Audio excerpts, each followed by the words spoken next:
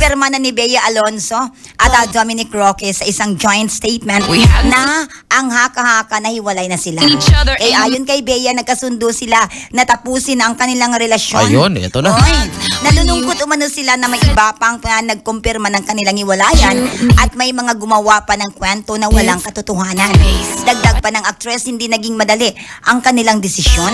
Kaya namin hinihayag na umano nila ito. Kaya naman hinihayag nila. Oh. Yes, sa publiko para na rin sa kanilang peace of mind at sa kanilang pamilya.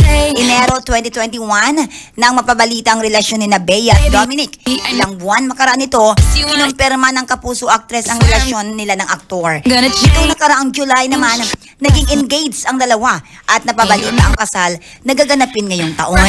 Kasunod nito ang usap-usapan na iwalay na ang dalawa nang mapansin ng ilang netizens na hindi nasuot ni Bea ang kanilang engagement ring.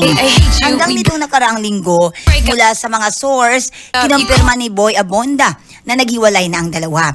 Gayunman, sinabi ni Tito Boy na batay din sa kaniyang mga source, patuloy na sinusuyo ni Dominic ang kanyang kasintahan. Ganyan naman talaga yun.